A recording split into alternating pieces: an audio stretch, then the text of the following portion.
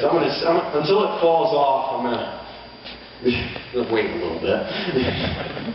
But I mean, other than that, you see that's where the roof leaked and water collected in that little thing there and it rusted through. But usually the bottom of these doors are pretty well rusted out, solid. So, I mean, it's been, like I said, there's just, you know, basically I got most of the major stuff done. It's just a whole bunch of little stuff. Get it right. If you call taking the engine back out a little, me being my patient self, you know, one of the guys was saying, you know, that engine's, you know, the pulley on front, you know, that's attached to the crankshaft and the fan belt, it's moving back and forth a lot. That thing's got a lot of play. Oh, I'm fine. It'll do good, throw it in. And so, driving in there, I was running good for a little bit, and all of a sudden, the running off magneto shuts, and it stops running. I'm like, oh, so I fired it up on a 12-volt battery and checked the voltage on the magneto. It was 0. I'm like, why is that? The magneto was good. And we recharged the magneto. You know, we hooked it up to some batteries and recharged it. Still nothing. Oh, guys, you know, I think I know what's wrong with it. And there goes next on the crankshaft pulleys going back and forth. Those magnets had pulled so far away, they aren't even next to the coils. They aren't generating enough power. So to do that, I got to take out the engine again because there's a bearing inside there that keeps the crankshaft from going back and forth. And while, you know, one of the guys listening puts his ear up and he's like, I think that thing has a knock. So I'm like, I can't hear it. It's like, oh, it has a knock, believe me. So, indeed enough, they all go, you know, that thing has a knock. So, do I have the thing apart? I got to tighten up the bearings on the connecting rods and get away that knock. So, and this is, so, the next few weeks here, the engine will be back out of it.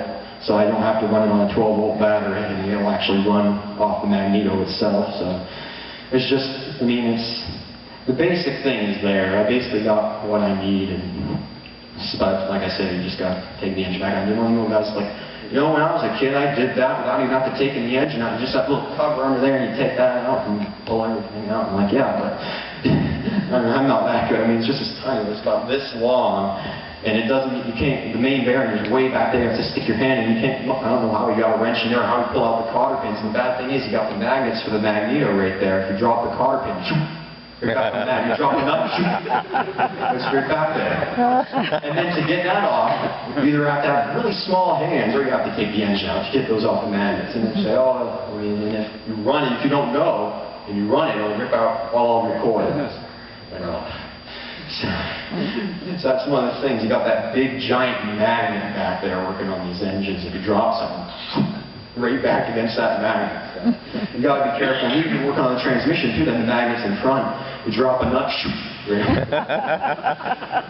I mean, so one of the things you learn about working on Model T engines is before you do everything, stuff rags all around it.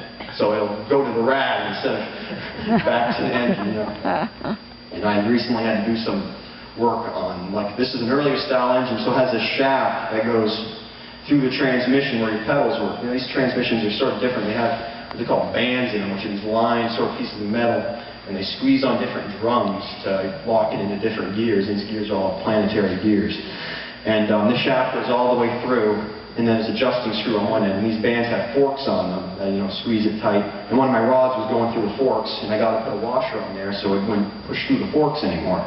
And so I had to cut that off, you know, you got to stick the rag in there, else all those metal filings right on that magneto there. And then, of course, that'll short circuit and you'll burn out your magneto. So, and then, these things, you know, they had a lot of inventions. Like, you're seeing a lot of cars these days, like that planetary transmission, that's basically a Chevy 2-speed power glide without the hydraulic actuators and the valve body. You know, these transmissions, you work off oil pressure, they'll shift into next gear. This, all you do is push down the pedal. I mean, you're the hydraulic actuator, you're the computer, you're doing the thinking, like you say.